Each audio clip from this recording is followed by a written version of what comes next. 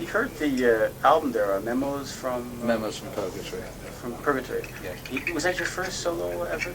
Yes, it is actually a group album, although it carries my name. But we couldn't think of a name for the group, and when the deadline came out of the record company, we just went for David Cross. But yes, it is. Uh-huh. Yes. It's the main project that I'm trying to push at the moment. That's my main reason for being in Japan at the moment. I'm here partly on holiday, and I'm here also to try and sort out a record deal for that album, so it gets released here, which looks like it will happen, and hopefully to set up some touring here as well.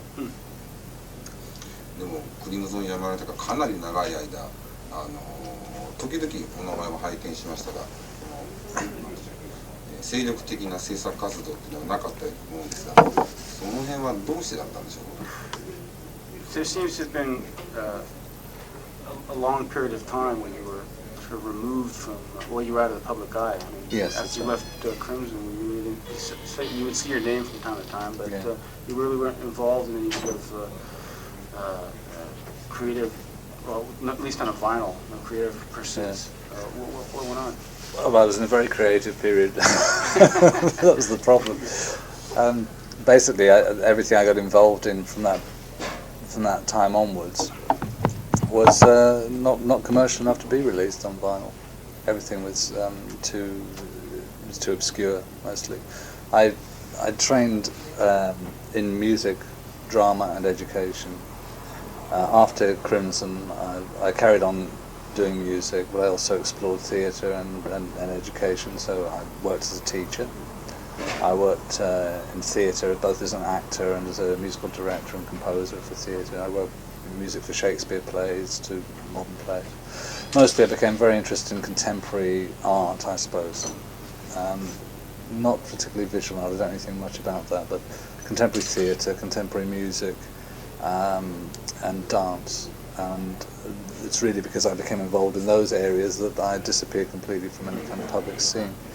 Things I offered a number of projects to record companies over those years, and they've all been turned down as being not commercial enough. So that's really the reason, I think. So I've been very creative, but just out of sight. もともといろんな分野にね手を広めてるから、音楽だけじゃなくて演技と教育もやってるもんだから、クリムソンが出て脱退してから演技も勉強したし、あと教育の方も専門分野なんで先生もやってたと。なるほどね。しかしでもほら元クリムゾンというだけで、結構いろんな人がいろんなバンドに重宝されて、後にいろんなバンドで活躍したりとかしてると思うんですが、そういうなんかよそから誘われたりとかそういう話は全然なかったんですか。You weren't approached by other bands or other musicians to work with them because obviously having the Crimson name in your background there is an issue. Not particularly. I mean, nobody famous came up to me and offered me a job in a band, but I was fairly active. Because I haven't appeared on record makes it look like I wasn't active, and that's not really the case. It doesn't really reflect the reality. Doesn't really reflect what was going on, what has been going on. I was playing in bands, and it was obvious that I had things to do. It's just that nobody else thought that they could make money out of me doing it. And that was really the situation. 誤解されてるとこはあまりレコードは作れなかったことでね、音楽やめたとか思われてるみたいなんだけども、ちゃんといろんなバンドでやってたし、ただしそのレコード会社に断られ続けてきたんで、レコードっていうかレコードみたいな形にはならなかったと。なるほどね。でもなんかそういう出身者としてはなんていうんです昔のビッグネームを再結成する人もいるし、でフリージャズっぽいのに走る人もいるし、でなんかエイジアみたいなポップな方に走る人もいるし、そういうなんかかつての同僚の生き方みたいな、そういうのを見てどう思われるでしょうかね。What do you think of your contemporaries from that period? I mean, it seems like they branched off in various directions, although more or less stayed in the limelight. Regardless of whether they went off to do free jazz or went off to do something like Asia, a very pop effort. How do you look at How do you see these people? Well, I'm very pleased for them. I think they've done very well. Bill Bruford's about the only person I've really kept in touch with in terms of actually seeing him. You know, I've seen him, but John and I exchange messages through mutual friends every now and again. We don't actually see each other. I haven't seen anything for it. I think it's very exciting. I think the things they've been doing. I think it's been. I'm very glad they are. I'm very glad they didn't disappear as well. I think it'd be very dispiriting if everybody from that period had kind of done what I did, sort of disappear from the scene. I think it's very reassuring they are still around. They can still work. Not total extinction. That's right. I think it's great. How's it you stayed in touch with Bill Bruford? Is it a geographic thing? You just happen to be across? I mean, I'd say touch. I mean, we just seen each other once or twice. It's really, I think, more recently it's become a practical issue because I've been talking to him about, because I've had this band and we've been trying to get it off the ground, about how, you know, the best way of going about it. So I've really been using his recent experience, and you know, I've been talking to him about working in Japan and working in America and how best to get something off the ground that you know, doesn't fall right into the middle of the, you know, isn't obviously very, very commercial. You know, he's done a wide variety of stuff. He has a lot of useful musical and business experience, which I've been, you know, trying to get from him, talking to him. So in that way, it's been very useful. And I like his view on life as well. I think he has a very practical and a balanced view of music and music business, which I appreciate, and I enjoy his company. Also, our drummer is the drummer I'm working with now, Dan Mauer, is an American. He's a great fan of Bill's, so he always loves to go down and see him and talk with him as well. バンド自体にその幻想を抱いてない人のこの人は執着してないっていうか。っていうと。今質問がちょっとこれだったんですけど、傍から見ててそのクリムゾン時代もあんまりなんかバンドマンっていうようなそういう人じゃなかったように見えたんで、ひょっとしたらなんかクリムゾンやってなんかバンドやることに使えたのかなみたいなそういう気もしたんですけど、そうじゃないんですかね。How are we to evaluate like your role in Crimson? Had you tired of the band format by the time you got out of the band? Or are you more of an individual performer? Well, it was the initial King Crimson experience was for me incredible freedom. I mean, that was the single most attractive thing about playing in the band.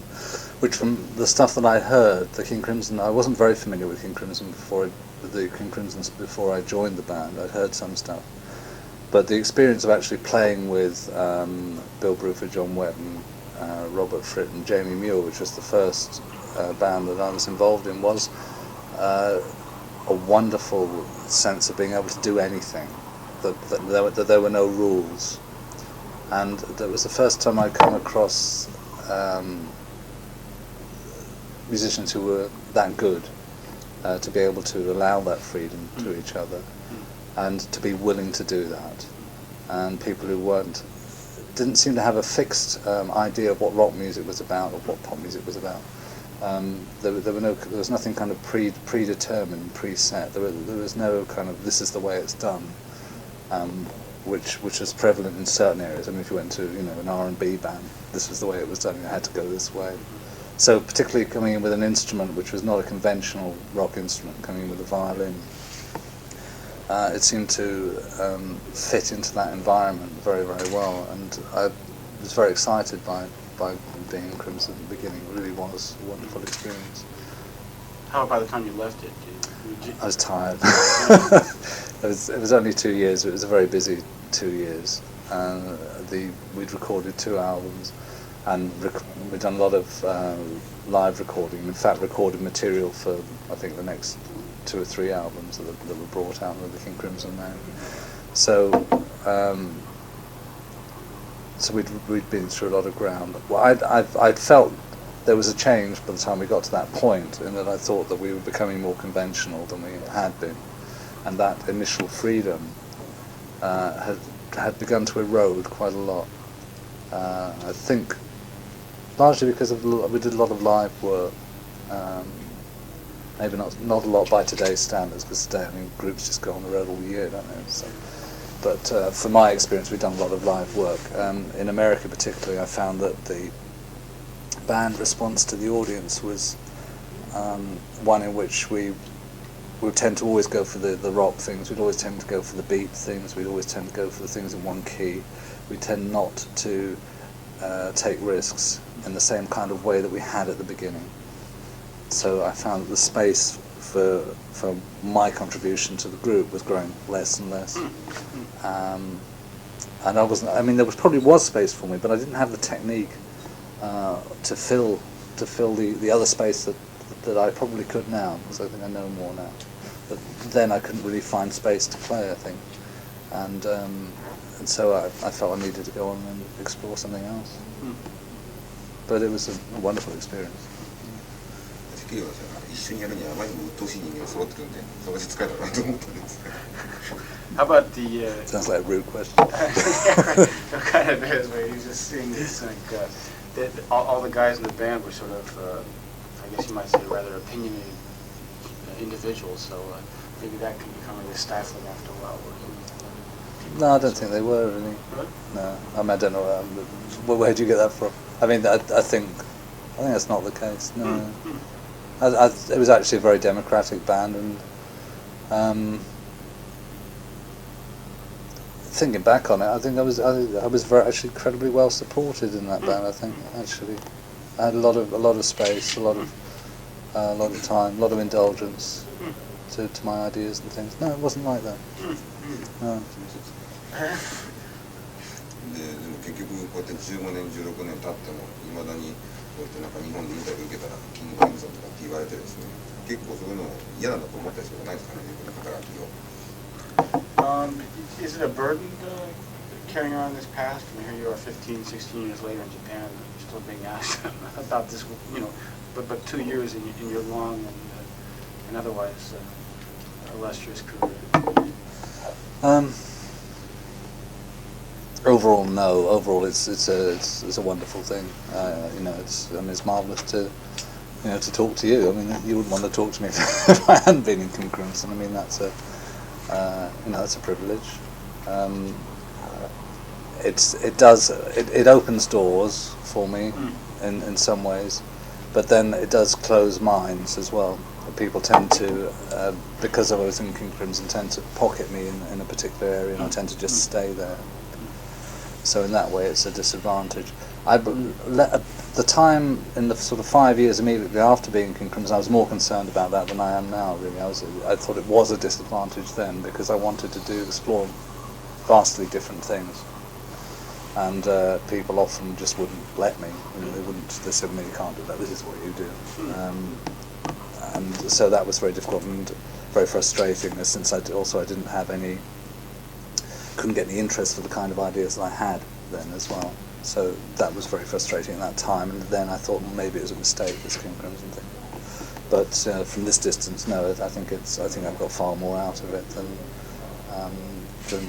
it's damaged me in any way. No, I think it's a positive experience.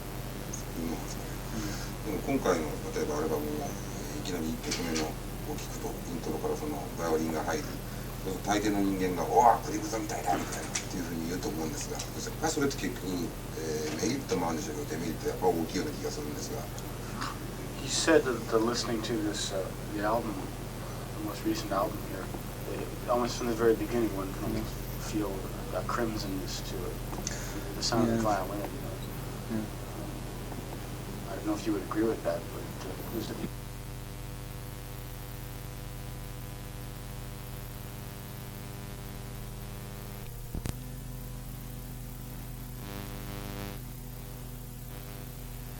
back to the Parliament, the sound of the violin is, it's me that was playing the violin on the Crimson records, it's me that's playing the violin on this.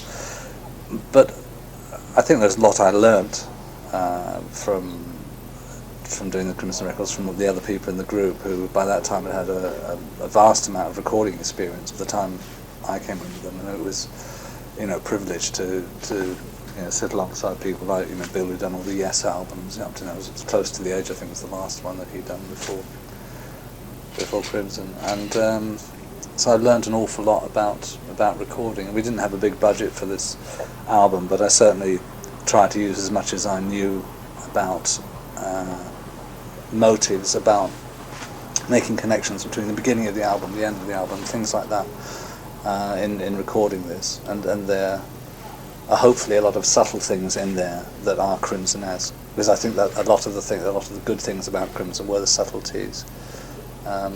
And I hopefully learned something from being in Crimson that I've used on this. So hopefully that's, I think that's probably a good thing rather than a bad thing. I mean, I don't think King Crimson is a bad band. I think it's a good band. I think, you know, in its various forms. Probably there's a lot to learn from those people. Yeah. でその今回のアルバムのオールインストゥルメンタルで、今のポップシーン考えれば結構離れてるところにあるようなアルバムだと思うんですが、このアルバムはご本人から言えばどういうつもりで作ってこういうアルバムなんだって、その辺のエクスペースが欲しいですね。The record is all instrumental, which kind of removes it somewhat from the mainstream. Yes. How exactly would you describe your intention in making an album? What is it? It's supposed to be an album about? It's about personal experience moving into public experience, I suppose. I mean, I think it's a pity that, you know, because you don't have a singer, that you're removed from the, you know, the mainstream. Because I see the record very much as a mainstream record. It wasn't produced for. I mean, it's certainly not a jazz record. It doesn't have a jazz feel. It doesn't have, you know, the rhythms aren't jazz or anything. I see the beat is very central. I see it very much, you know, it's the sort of thing that the Prince fan might put on, you know, after a Prince concert or something like that. There's some kind of contrast. I see it very much in that kind of middle area. It speaks a common language with the current fan, though. I think so. Yes. Yes. I'm not sure what it's about. I mean, the title is based upon a book which I haven't read. The drummer had read it, and it's just the words seemed evocative and seemed to be appropriate for the material we were producing. I mean, the album's got something to do with private and public life, something like that. It's to do with